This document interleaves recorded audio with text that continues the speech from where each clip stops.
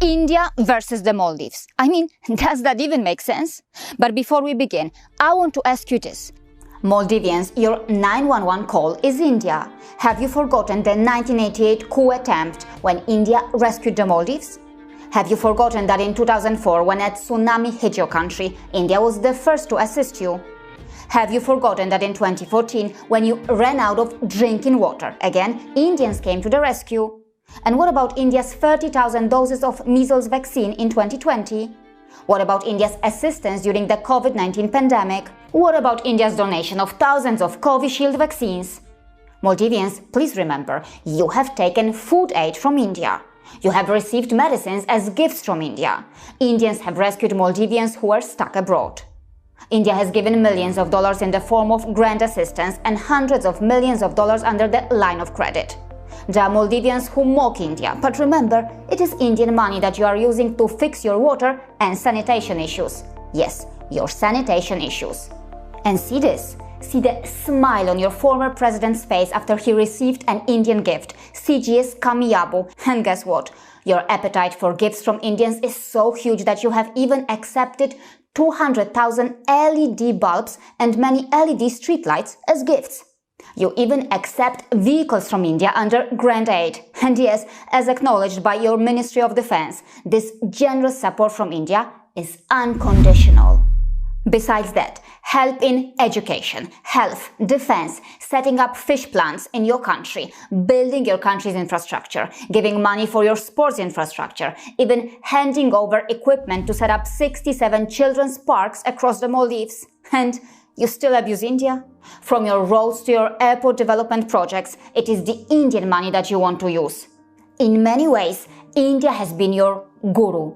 India provides the largest number of training opportunities for Maldivian National Defense Force, meeting around 70% of their defense training requirements. It is the Indian money that has contributed to or built your hospitals, your educational institutes, your infrastructure and connectivity projects, and even your homes. Yes, thousands of homes. Yes, read that here. It is India that provides your people employment opportunities. Want to know how? Read that here. India gives scholarships to many Maldivian students. Maldivians, please don't forget that you rely on Indian doctors, nurses, paramedics and teachers and other workers to run your country. More than 25% of your country's doctors are Indians, and around 25% of teachers in Maldives are Indians. How should you treat a person or a country who first acts as your friend, takes your money, takes your help, gets business from you, and then later backstabs you? Seems Indians can't bear it anymore. They want the Maldives to learn the harsh lesson. Perhaps irony died several deaths when some in the Maldives who present themselves as well-wishers of Muslims became very jealous when India's proud Hindu Prime Minister decided to promote tourism in India's Muslim-majority region, Lakshadweep. As a result, some in the Maldives even decided to mock the Indian Prime Minister and India. For example, take a look at this. Read what it says. How can India provide the service we offer? Well, what can I say here? Of course, I do not think that India can easily provide the unique Maldivian service of marriage blessing abuse. See, in the Maldives, how a European couple was abused in the local language and even paid for it as they had no idea what was being said to them. Yes, the foreign couple had no idea that the Maldivian hotel employee who conducted the marriage blessing ceremony used extreme sexual and religious slurs in the local Divehi language throughout the renewal of wedding vows. Read those words here. What a dream wedding destination! Or how about Maldivian male police officers manhandling a foreign woman for wearing a bikini? Moving further, the same post says, how can India be so clean? I mean, clean like the Maldives? Just because the sanitized and photoshopped pictures of the Maldives do not show you this, it doesn't mean that the mountains of trash there don't exist. Here is Mafushi Island's waste dump. The beaches that are not popular among tourists can look like that. Here is what an investigation by a foreign journalist found. This is behind the scenes in the Maldives. Take a look. As far as the smell is concerned, pay attention. Stinking smoke hanging in the air.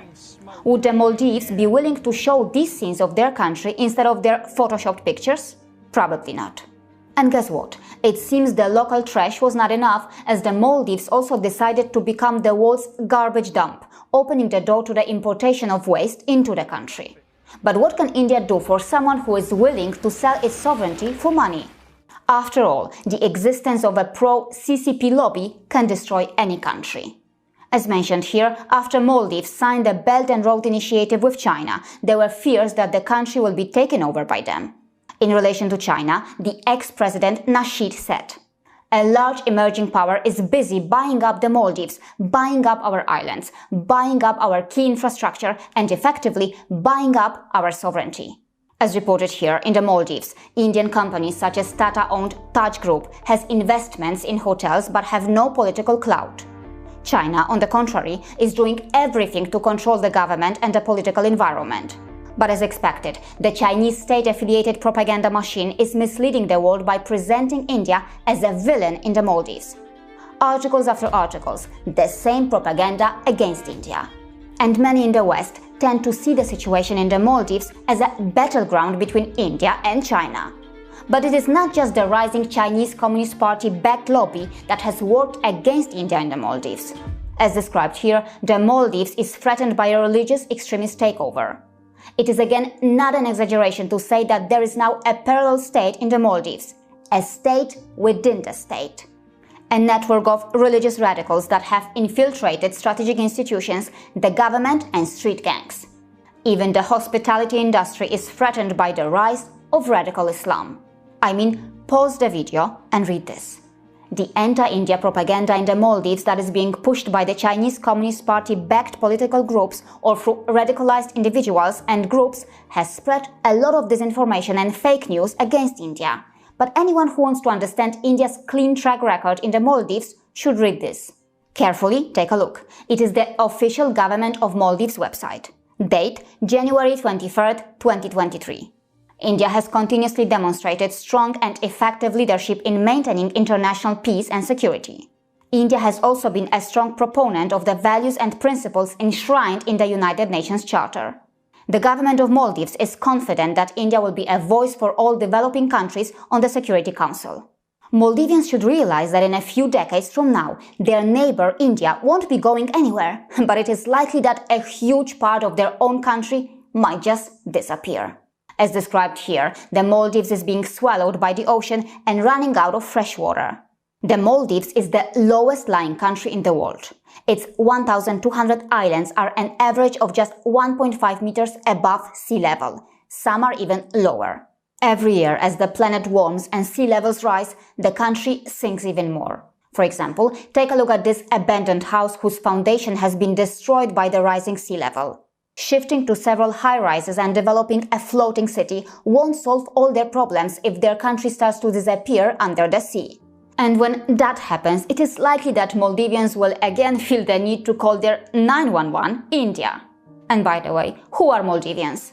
Many of them can easily trace their roots, origins and history back to India. After all, can Maldivians deny the presence of Hinduism and Buddhism before their country's Islamification? The Hindu and Buddhist temples or idols may have been destroyed, but the Maldives cannot erase its long dharmic history. But of course, now the situation is different. The law states non-Muslims living in or visiting the country are prohibited from openly expressing their religious beliefs. By law, those expressing religious beliefs other than Islam face imprisonment or house arrest of up to 5 years. Propagation of any religion other than Islam is a criminal offense. By law, a female citizen may not marry a non-Muslim foreigner unless he first converts to Islam. A male citizen may marry a non-Muslim foreigner if the foreigner is Christian or Jewish. Other foreigners must convert to Islam prior to marriage. The Constitution designates Islam as the state religion, requires citizens to be Muslim, and requires public office holders, including the president, to be followers of Sunni Islam. Despite the anti-India sentiments due to religious radicalization and the China-backed lobby, many in the Maldives have realized that their country still depends a lot on India. As a result, this statement and some half-hearted apologies have been issued. The Maldives knows that a boycott by Indians could hit them hard, very hard. Now, many seem very scared of this possibility. There may be individuals in the Maldives who genuinely love India and support India, but their impact is now being challenged. The diplomatic battle is on, and the world is watching. Perhaps in the twisted world of conditional aid, debt trap, and neocolonization, India's unconditional support to countries and its tradition of seva has often resulted in its receivers backstabbing India after receiving the support. So, is it time for India to adjust its policy?